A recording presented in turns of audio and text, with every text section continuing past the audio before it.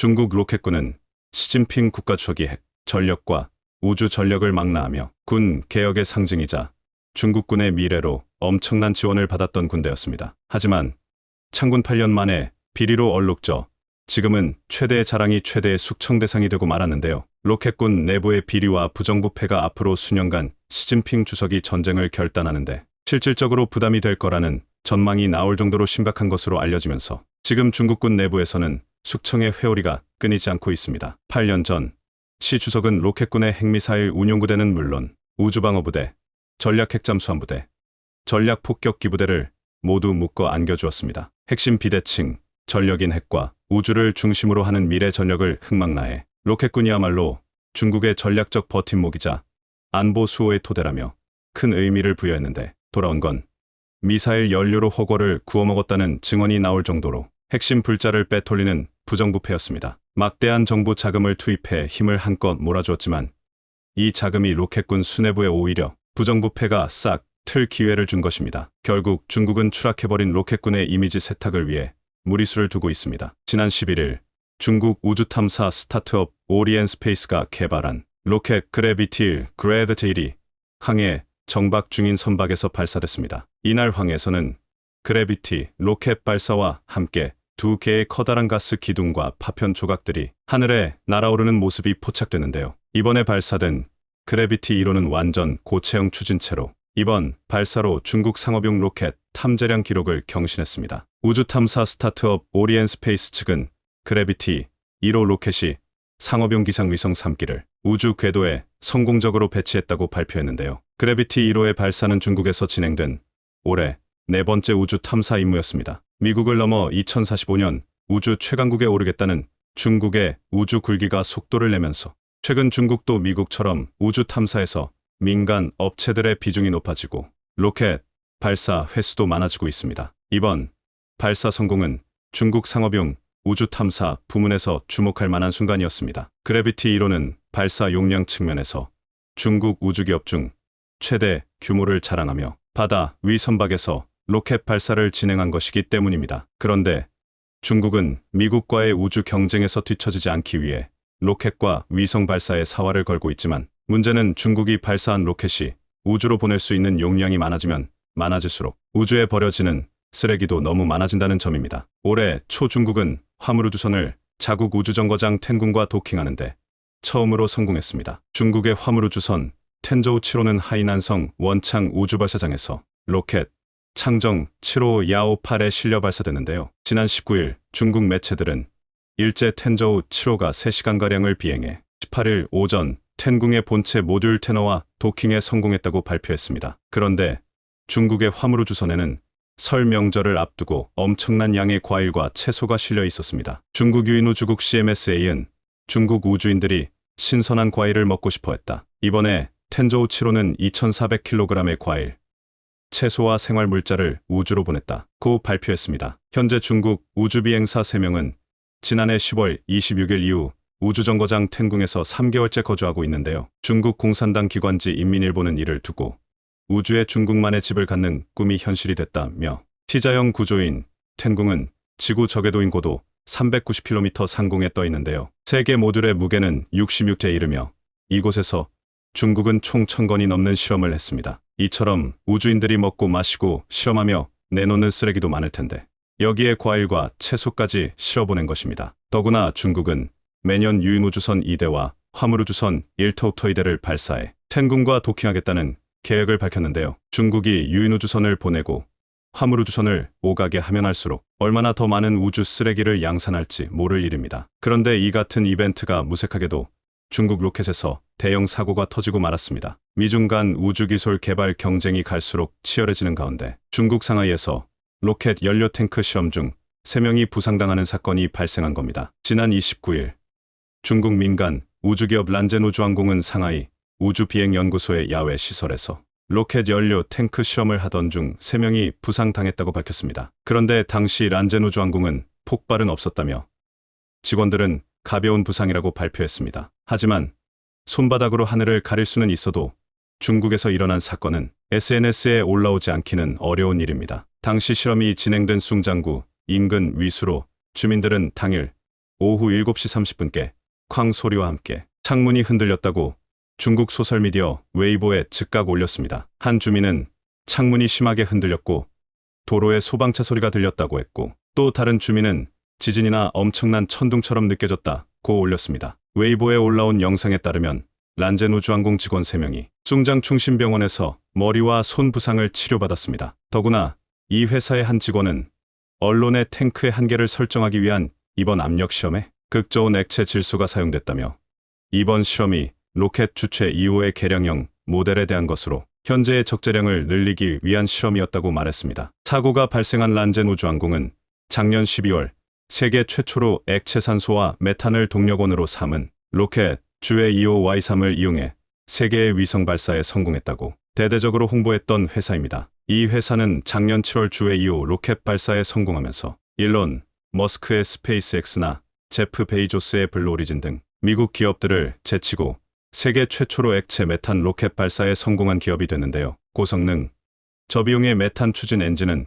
고체 연료나 액체 수소 등을 사용하는 기존 로켓보다 오염 물질을 적게 배출하고 더 안전해 특히 재사용 로켓 개발에 적합한 것으로 알려져 차세대 로켓공학 기술로 평가받고 있는데요. 왜 이런 폭발이 일어났는지, 어떤 실험을 하는지 투명하게 공개를 하면 같은 실수를 반복하지 않을 텐데, 워낙 비밀에 붙이는 중국인지라 앞으로 얼마나 더 이와 유사한 폭발이 일어날지 아무도 예측할 수 없습니다. 이러니 시험실 주변 마을 사람들의 불안만 커지고 있습니다. 그런데 하필 이때 중국에서 발사한 로켓의 잔해의 일부가 발사 도중 한 주택가 근처에 떨어져 주민들을 더욱 불안하게 만들었습니다. 중국 국가항천국 CNSA는 지난달 26일 스완성 시창 위성 발사센터에서 2대의 위성을 탐지한 장정 3B 로켓을 발사했습니다. 한 쌍의 위성은 중국 위성항법 시스템 베이도우 사용 목적으로 발사됐고 계획대로 지구 중계도에 정확하게 안착했습니다. 문제는 발사 후 잔해였습니다. 장정 3B 로켓 측면 부스터 한 쌍으로 보이는 잔해가 민가 근처에 떨어진 것인데요. 이 역시 공식적인 발표는 없었지만 주민들이 SNS에 공유한 영상을 보면 광시 장족 자치구 근처 산으로 부스터가 떨어져 폭발하는 모습이 담겨 있었습니다. 위치는 스촨성 시창 남쪽이었습니다. 또 다른 영상에는 주택 바로 뒤편으로 잔해가 떨어져 주변이 황색 연기로 뒤덮인 모습도 확인됐습니다. 우주 전문 기자 앤드류 존스는 해당 영상을 공유하면서 이런 종류의 부스터 낙하 액션은 베이도우 위성을 발사한 장거리 로켓 3B의 특징이다 라고 설명했습니다. 특히 전문가들은 중국의 장정 3B 1단 및 4개의 사이드 부스터는 사산화 질소와 UDMH 조합을 사용한다며 두 연기 모두 호흡 시 인체에 치명적인 영향을 줄 수 있는 맹독성 화학물질이라고 우려를 나타냈습니다. 이런 로켓 잔해가 민가 부근에 떨어졌으니 해당 지역 주민들의 불만이 어떠했을지 상상이 됩니다. 하지만 중국이 베이도우 위성을 발사하면서 로켓 부스터가 민가 근처에 떨어진 보고는 이번이 처음이 아닙니다. 지난 2019년에는 부스터가 주택 위에 떨어져 집 한 채를 완전히 파괴한 일도 있었습니다. 중국 위성 발사대가 해안가가 아닌 내륙에 있어 이 같은 사고가 일어나는 것인데요. 중국은 발사대를 옮길 생각은 안 하고 로켓 발사 전 인근 주민들에게 잠재적 위험을 경고하기 위한 공지와 대피령을 내리는 선에서 로켓 실험을 계속하고 있습니다. 민간 업체는 민간 업체대로, 또 로켓군은 로켓군대로 중국의 우주 관련 산업은 이처럼 안팎으로 여러 가지 문제를 일으키고 있는데요. 문제는 시진핑 주석이 로켓군 수뇌부에 대해 대대적인 수술을 해도 제대로 장악하기 쉽지 않은 구조라는 점에 있습니다. 시 주석은 새 로켓군 사령원과 정치위원회, 왕오빈 전 해군 부사령관, 취시성 전 남부전구 공군 정치위원을 각각 임명했는데요. 둘 다 로켓군은 처음인 인물들입니다. 로켓군은 우주기술과 핵전력 등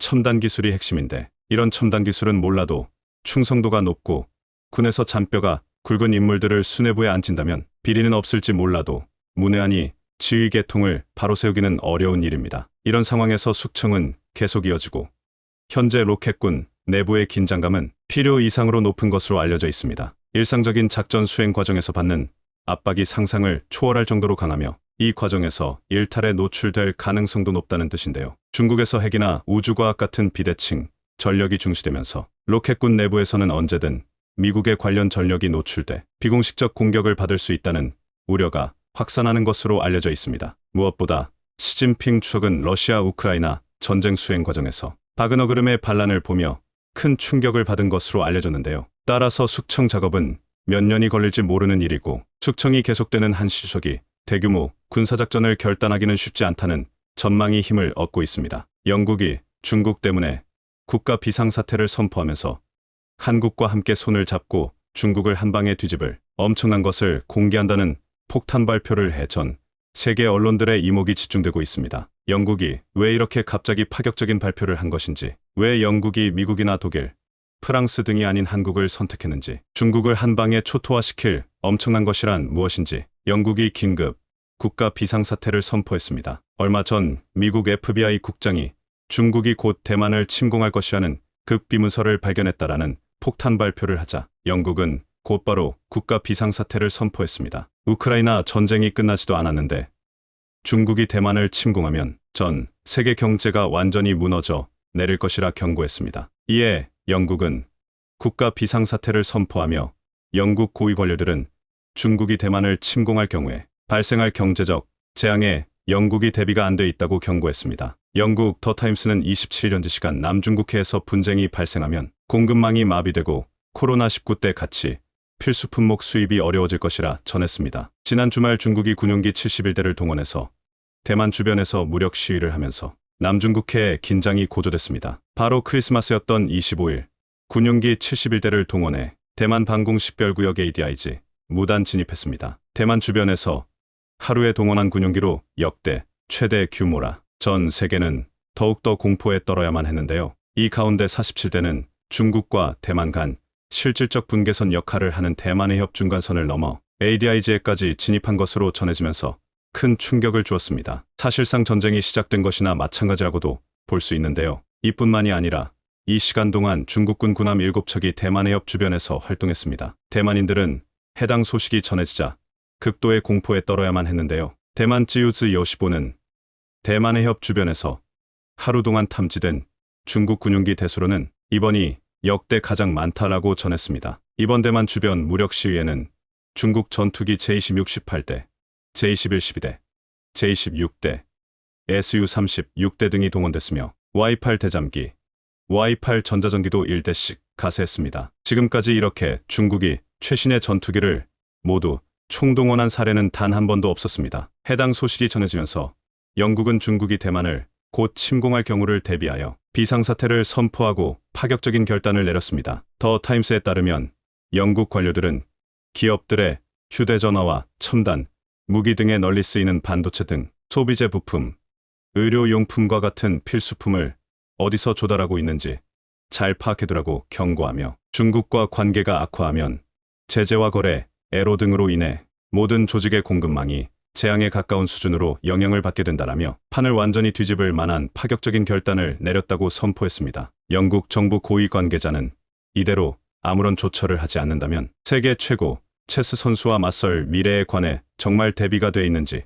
확신이 없다라며 중대한 결단을 내린 이유라고 설명했습니다. 영국 하원 엘리시아 키언스 외무위원장은 중국 제재는 영국의 모든 가정에 영향을 줄 것이라며 우크라이나 전쟁 영향은 대만 사태에 비하면 아무것도 아닐 것이라고 말했고, 이언 덩컨 스미스 의원은 영국이 이렇게 동맹이 아닌 국가에 경제적으로 의존한 적이 없었다고 덧붙였습니다. 결국 영국은 중국의 대만 침공을 대비해 한국과 지금까지는 단 한 번도 보지 못한 가장 강력한 동맹 관계를 구축하기로 하는 중대 결단을 내렸습니다. 영국 기업들이 대만으로부터 수입하던 반도체는 모두 한국으로 대체하고 중국에서 수입하던 전기차, 필수품 등도 모두 한국으로부터 수입할 수 있는 방안을 채택하기로 결정한 것으로 전해졌습니다. 즉, 쉽게 말해 영국이 중국과 대만 모두와 무역을 완전히 끊어버리고 모두 한국에 의존한다는 것인데요. 이렇게 되면 가장 큰 타격은 바로 중국입니다. 영국이 유럽연합을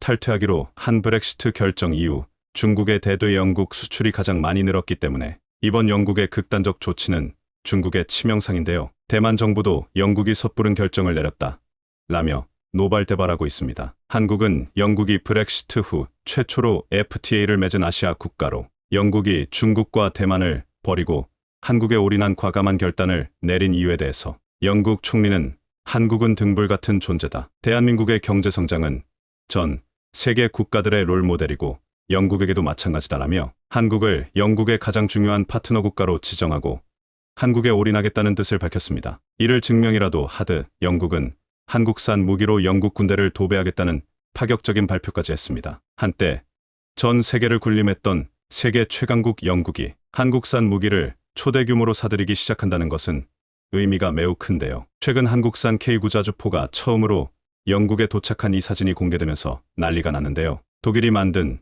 중고무기만 쓰던 영국은 한국산 K9, 그것도 최근 업그레이드된 K9A의 성능을 보더니 발칵 뒤집혔습니다. 분당 구터부터 열발에 미친 듯한 발사 속도에 사거리가 무려 100km에 달하는 것으로 확인되면서 영국은 한국산 K9를 있는 대로 전부 다 사겠다며 파격적인 제안을 했습니다. 전차뿐만 아니라 한국의 대우조선해양으로부터 25,000급 군수지원함 4척을 발주하는 등 해군까지 모두 한국산 무기로 도배하려 하고 있습니다. 이렇게 중국과 갑자기 무역을 끊어버리는 결정을 한 영국. 중국은 한국에 영국과 손잡으면 강력한 보복을 할 것이라며 위협했지만 한국 역시 중대 결단을 내렸습니다. 놀랍게도 최근 중국이 한국을 어떻게 대하고 있는지가 낱낱이 공개되면서 전 세계 네티즌들은 한국과 영국의 선택에 열렬한 환호를 보내고 있습니다. 실제로 한국인의 반중 정서가 세계 56개국 가운데 가장 강한 수준이라는 조사 결과가 나왔습니다. 24일 현지 시간 미 외교 전문 매체 디플로맷에 따르면 중앙유럽 아시아 연구소 CIAS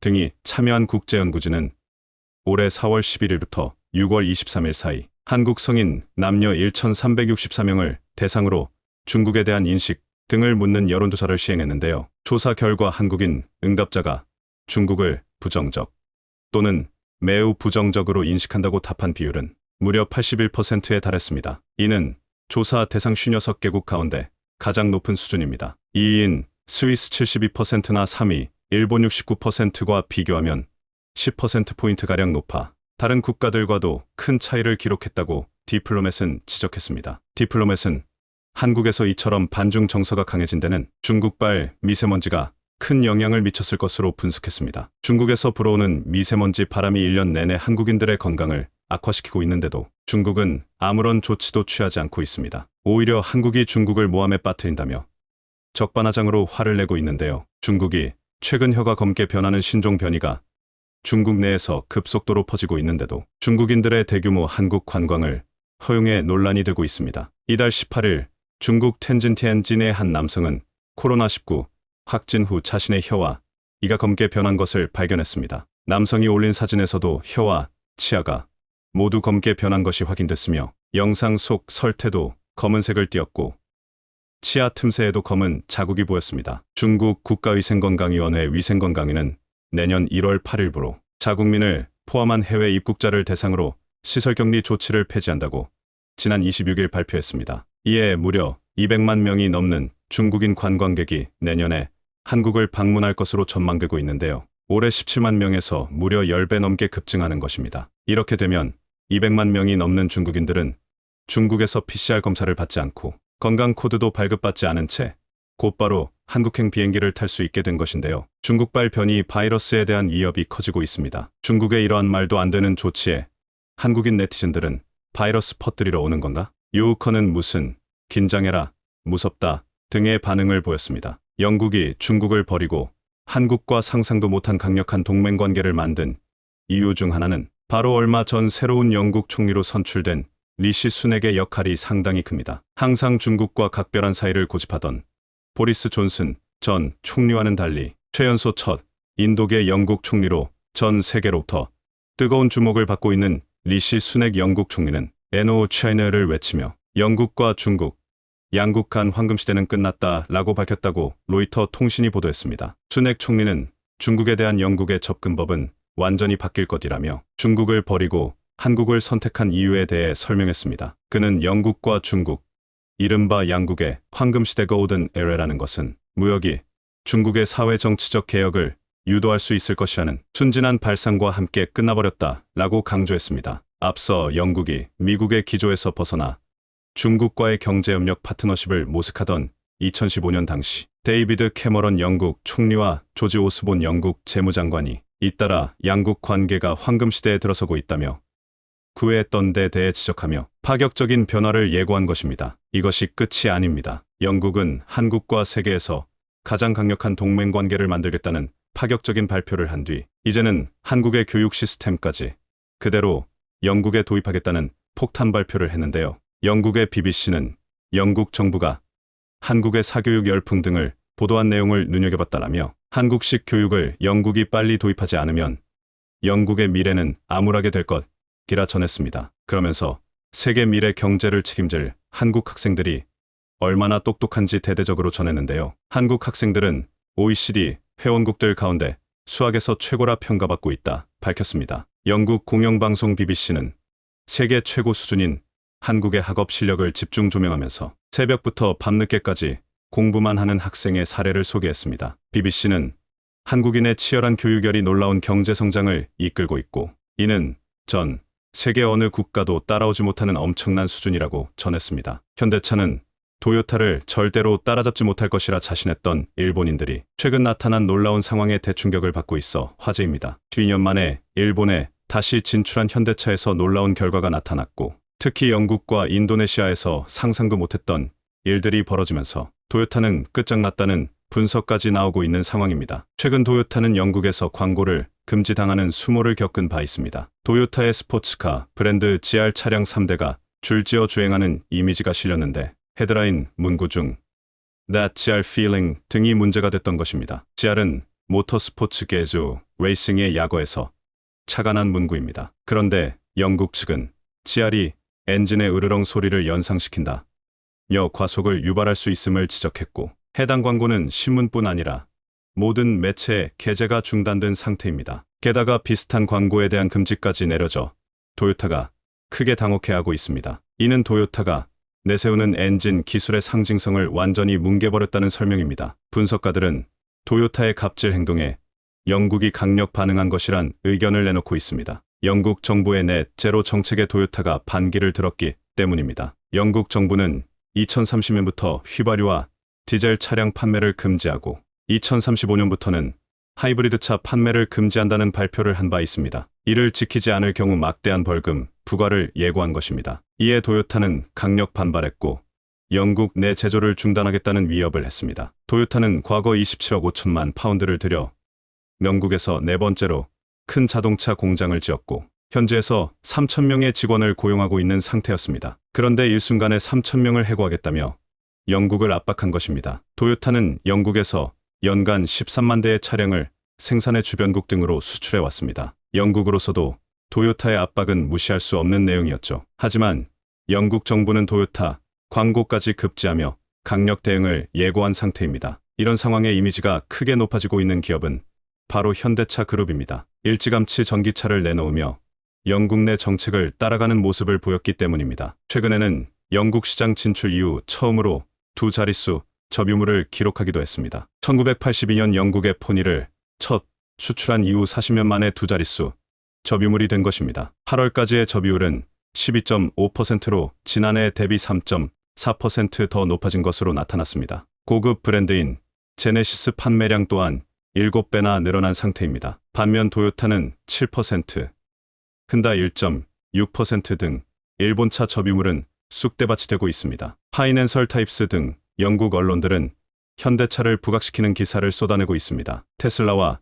현대차 그룹의 관계를 과거 애플과 삼성전자에 비유하면서 말입니다. 애플이 20% 이상 앞서고 있었지만 삼성이 갤럭시 출시 2년 만에 애플을 추월했던 부분을 예로 든 것입니다. 외신은 현대차가 향후 테슬라를 제치고 전기차 부분 1위에 오를 가능성도 언급하고 있습니다. 현대차는 미국 전기차 시장에서 테슬라에 이어 2위를 한 바 있습니다. 그리고 유럽 전기차 시장 점유율도 12%에 이른 상황입니다. 그런데 최근 인도네시아에서 벌어진 일은 일본을 더욱 충격에 빠뜨리고 있습니다. 현대차의 인도네시아 생산 규모는 일본 혼다도 꺾어버린 것으로 나타났습니다. 8월 1만 2천 대 이상을 생산하며 전월 대비 2배로 급증해 5위에 올라선 상황입니다. 1터부터 4위는 모두 일본차 브랜드이지만 도요타를 제외하고는 차이가 크지 않아 2위까지는 쉽게 따라잡을 것으로 보고 있습니다. 현대차는 인도네시아 공장에서 크레타에 이어 산타페를 만들기 시작했고 올 3월부터 전용 전기차 아이오닉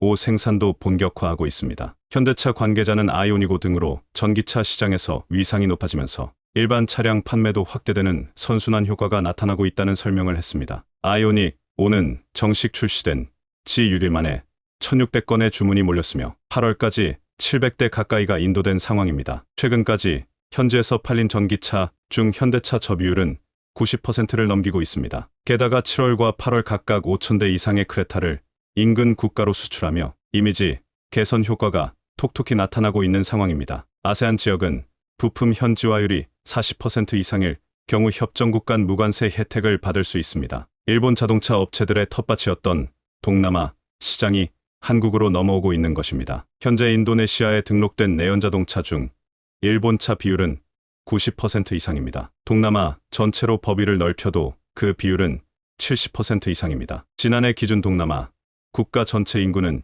약 6억 6,700만 명 수준이기에 일본이 엄청난 시장을 차지하고 있었던 것입니다. 그런데 해당 시장이 현대차로 한 발 더 다가오자 일본이 경악하고 있습니다. 인도네시아는 2030년까지 전기차 비율을 25%로 늘린다는 방침입니다. 그리고 2040년까지 내연기관 오토바이 판매를 금지하고 2050년부터는 내연기관 자동차 판매도 금지한다는 계획을 세우고 있습니다. 시간이 어느 정도 있어 일본도 안심하고 있었지만 인도네시아가 향후 3년간 관용차를 전기차로 전환하겠다고 발표하자 난리가 나고 있습니다. 전기차를 비롯한 전기 오토바이, 전기버스 등 89만 2천 대를 관용차로 조달하겠다며 이를 실현하기 위한 연간 예산을 약 4조 원 이상 책정했기 때문입니다. 현대차 공장이 위치한 지자체가 이미 아이오닉 5를 관용차로 선정한 만큼 향후 추가적인 수주전에서 현대차가 우위를 차지할 것이란 분석입니다. 해당 소식은 일본에도 전해져 큰 충격을 주고 있습니다. 그동안 일본차를 주로 활용해왔는데 이제는 현대차로 넘어가게 생겼다며 아우성을 치고 있는 상황입니다. 이에 도요타 등 일본차 업체들의 호소도 커지고 있습니다. 도요타는 인도네시아 정부가 전기차 투자에 대한 우리의 진지함을 알아주길 바란다 는 성명과 함께 2027년까지 18억 달러 2조 5천억 원 규모의 투자를 진행하겠다는 발표를 했습니다. 미쓰비시 또한 2025년까지 6억 7천만 달러 상당을 투입하겠다는 계획입니다. 하지만 상황은 현대차에게 훨씬 유리하게 돌아가고 있습니다. 인도네시아가 내년부터 전기차에 보조금 지급을 결정해 현대차가 최대 수혜 기업으로 떠오르고 있기 때문입니다. 심각한 대기 오염 문제를 해결하기 위해 보조금 지급을 앞당겼다는 설명입니다. 대기질 분석업체인 IQ에어에 따르면 전 세계 117개국 중 인도네시아는 17번째로 오염률이 높은 것으로 확인되고 있습니다. 수도 자카르타의 경우 초미세먼지 농도는 WHO 권고 기준보다 8배나 높은 상태입니다. 이런 상황에 적극적으로 보조금을 쏟아부어 게임체인저 역할을 기대하고 있는 것입니다. 이에 따라 2025년까지 250만 대의 전기차를 보급하겠다는 계획입니다. 인도네시아는 현재 국가 수도를 자카르타에서 보르네오 섬의 누산타라로 옮기는 작업을 하고 있습니다. 녹색 도시를 모티브로 오는 2024년 대통령궁 이전 계획을 세우고 있는 상태입니다. 즉, 현대 전기차는 누산타라를 기반으로 동반 성장이 기대되고 있습니다. 인도네시아 인구는 2억 7천만 명으로 세계 4위 인구 대국입니다. 풍부한 노동력뿐 아니라 소비시장이 형성될 가능성도 높습니다. 이런 상황 때문인지 인도네시아는 한국의 환심을 사려 사활을 걸고 있는 상태입니다. 최근 자카르타에서 열린 개천절 행사에 현직 장관이 5명이나 참석하기도 했습니다. 통상 각국 대사관에서 진행하는 국경일 행사에는 장관 1명 정도가 참석하는데 한국의 중요성을 인지한 인도네시아가 5명의 장관을 파견했다는 설명입니다. 정의선 회장은 2018년 이후 조코위 대통령과 총 6차례 만남을 가진 바 있습니다. 7월 조코위 대통령의 방한 때도 따로 만남을 가졌을 정도입니다. 이런 관계를 바탕으로 향후 더욱 가파른 성장이 예상되고 있습니다. 그런데 현대차는 일본 내에서도 놀라운 반전을 일으킨 상황입니다. 9월 한 달 동안 일본 시장에서 150대에 가까운 전기차를 판매했던 것입니다. 세 차례수 판매량을 기록한 것은 일본 재진출 12년 만의 일입니다. 외신들은 절대 판매량 자체는 아직 적지만 전기차 선호도가 낮은 일본 시장에서 판매량이 서서히 늘고 있다는 점은 고무적이라는 설명을 했습니다. 실제로 5월에 7대, 6월 37대, 7월 61대, 8월 76대에 이어 지난달 147대로 껑충 뛰어오르는 모습을 보였기 때문입니다. 현대차는 일본 주요 지역에서 시승을 겸한 전시장 오픈과 카슈어링 플랫폼인 애니카를 통해 소비자들을 공략하고 있습니다. 지난 7월에는 일본 교토의 맥 택시가 아이오닉 5 도입을 결정하기도 했습니다. 현재 운행 중인 700여 대의 택시 가운데 50대를 우선 교체하기로 한 것인데 교토 주민과 관광객들에게 선보이겠다는 계획을 밝힌 상황입니다. 일본 언론들은 현대차가 도쿄 시부야에서 자동차 공유 서비스를 시작했다며 긴장감을 드러내고 있습니다. 현대차는 일본에서 연간 1,000대 이상 판매를 기대하고 있습니다. 일본은 연 450만 대 가량의 신차가 팔리는 세계 3위 시장이지만 도요타나 닛산 등 자국 브랜드에 대한 자부심이 높아 수입차의 무덤으로 물리고 있습니다. 하지만 전기차에 있어서는 도요타가 무덤이 되고 있는 상태입니다. 최근 도요타가 야심차게 내놓은 첫 번째 전기차 르사엑스는 타이어 볼트가 풀려 빠지는 문제로 대규모 리골에 들어가기도 했습니다. 볼트를 더 조일지 부풀 교체가 필요한지를 두고 검토에 들어갔는데 3개월간의 분석을 거쳐 결국 부품 교체를 결정한 것으로 나타났습니다. 이달 26일 다시 시장에 내놓을 예정인데 결정이 늦어진 이유로 부품을 새로 만드는데 시간이 걸렸기 때문이라는 황당한 설명을 했습니다. 새로 설계한 볼트로 교체하는 것 외에 특별한 작업이 없었는데 말입니다. 르사엑스는 전 세계적으로 2,700대 정도가 팔렸고 이미지에 큰 타격을 입은 상태입니다. 유럽 2,200대, 북미 280대, 일본에서 110대 등을 팔았던 것입니다. 하지만 현재는 팔리지 않을 것을 각오하며 구독 서비스에만 집중하고 있습니다. 구독 계약금도 기존의 절반인 38만 5천엔으로 내렸고 월 이용료는 10만엔 이상에서 약 1,100엔 할인을 내걸고 있는 상태입니다. 하지만 일본인들의 불만은 끊이질 않고 있습니다. 불량 발견 후 해결까지 3개월이나 걸리다니 한심하다. 월 10만엔을 계속 지불할 여유가 없는 이가 태반이라 사용자가 없을 것이다. 이런 반응입니다. 이런 와중에 국내 완성차 업체들은 놀라운 실적을 보이고 있습니다. 현대차의 올 3분기 판매량은 102만 대로 전년 동기 대비 13% 늘어난 상황입니다. 특히 9월 판매량 35만 5천 대는 전년 동기 대비 24% 증가하기도 했습니다. 이에 차량용 반도체 수급 문제가 해소된 것 아니냐는 분석이 나오고 있습니다. 인플레법 여파에도 현대차의 9월 미국 판매량은 11%나 늘어났죠. 투싼과 산타페 등의 선전으로 전기차의 부진에도 미국에서 5만 6천 대를 판매한 것입니다. 현재 미국에서의 재고 일수는 최대 1개월 정도로 만들자마자 바로 출고되고 있는 상태입니다. 변화에 뒤처진 도요타. 한국은 도요타를 확실히 압도해 버리길 바랍니다. 최근 미국은 자국 우선주의 정책을 더욱 강화하고 있지만 그 여파로 동맹국들의 경제적 손실이 눈덩이처럼 불어날 수도 있다는 점에서 많은 우려가 나오고 있습니다.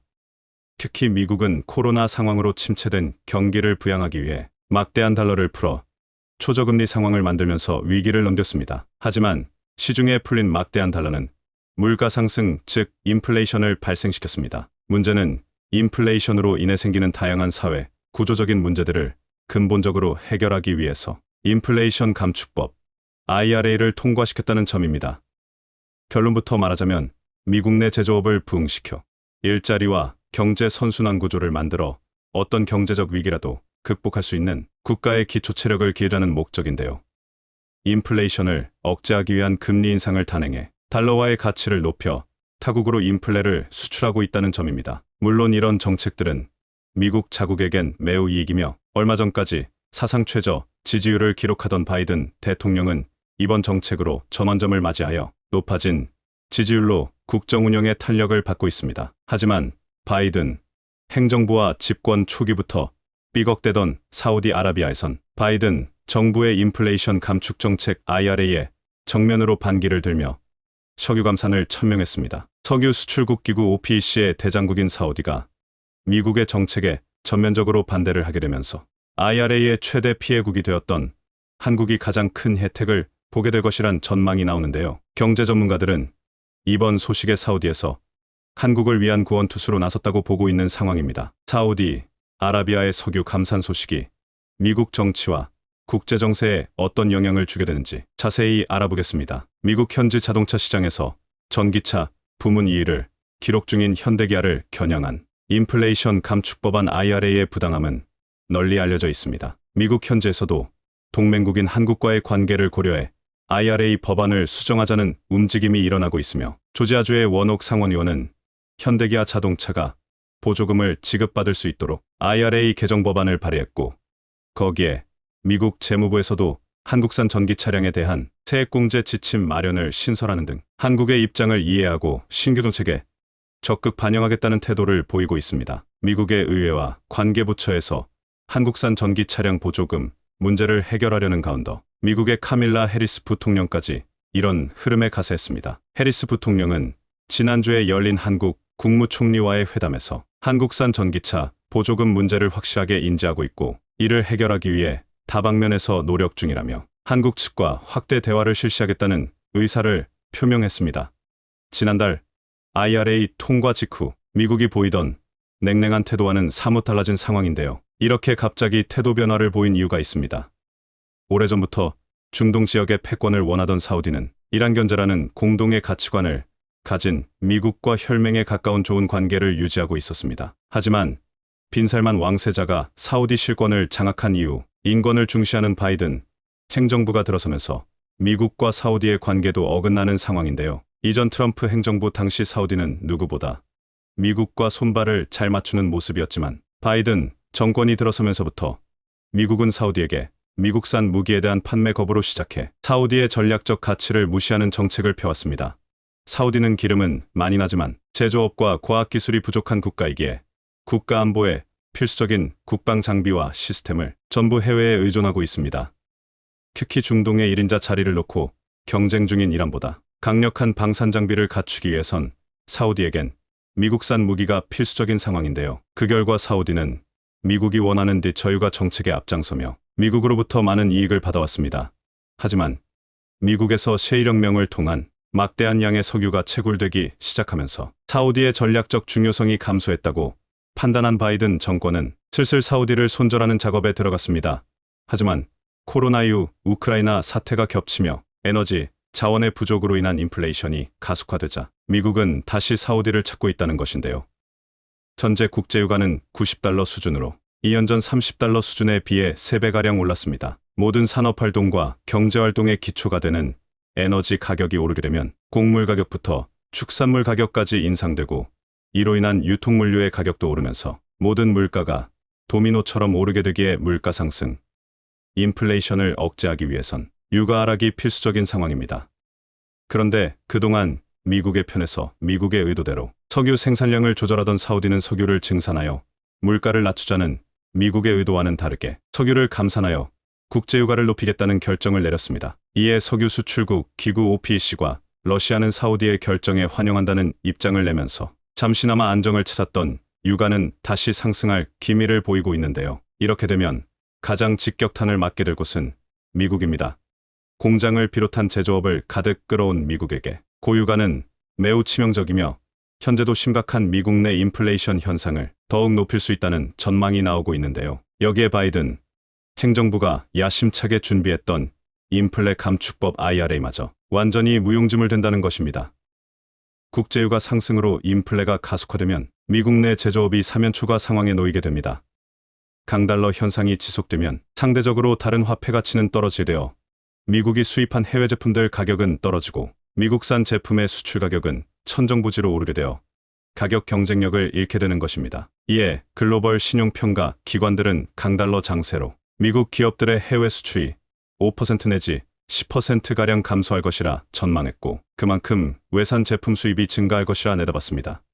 이런 현상은 근본적으로 미국 내 제조업과 일자리에 타격을 주면서 해외 기업들의 미국 진출과 투자에도 악영향을 주게 됩니다. 바이든 정권이 자국 내 일자리 창출과 경제 활성화를 위해 해외 기업들의 미국 내 투자를 강조하고 있지만 물가와 환율이 받쳐주지 않는다면 성장 동력을 잃어버린 미국 내 제조업과 경제는 악순환에 빠지고 바이든 행정부는 미국 국민들의 민심을 잃게 됩니다. 상황이 이렇다 보니 앞서 말했던 것처럼 미국 내 일자리 창출과 제조업 발전에 기여하는 현대기아 자동차에게 보조금 지급을 재개하는 법안을 새롭게 발의하고 있는 상황입니다. 이렇게 미국 내 경제 전망이 여의치 않자 미국 내 글로벌 기업들이 발빠르게 움직이며 한국으로 투자 거점을 옮기고 있습니다.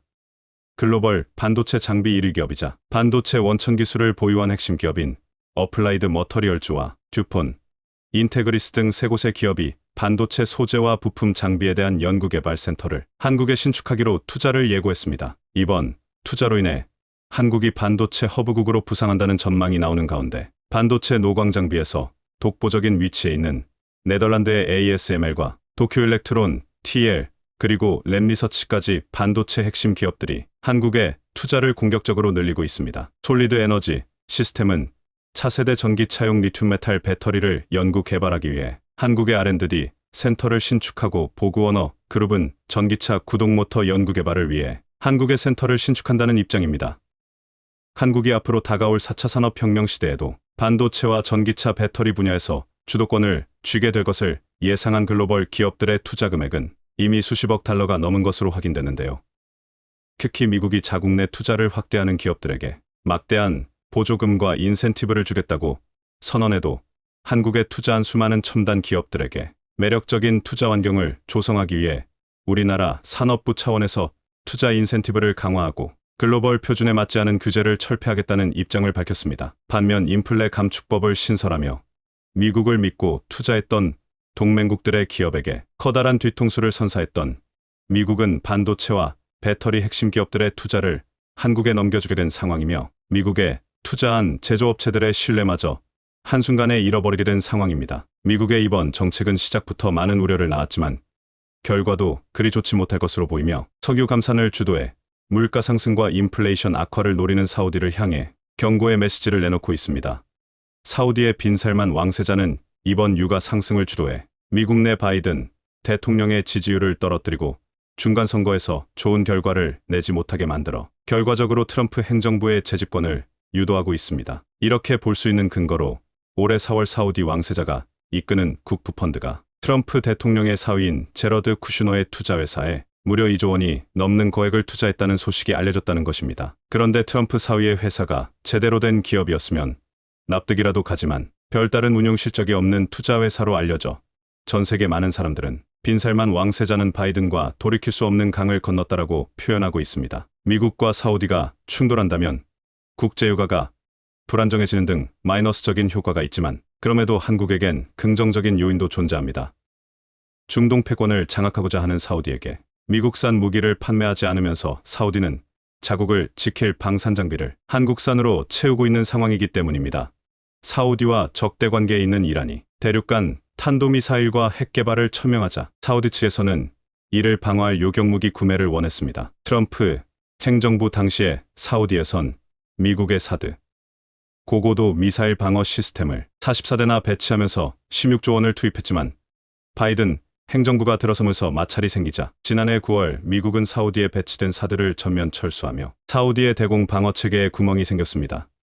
이에 다급해진 사우디는 한국의 패트리어트라고 불리는 천궁대공 미사일을 1조 원 어침없게 구매한 것으로 알려져 국방부 제공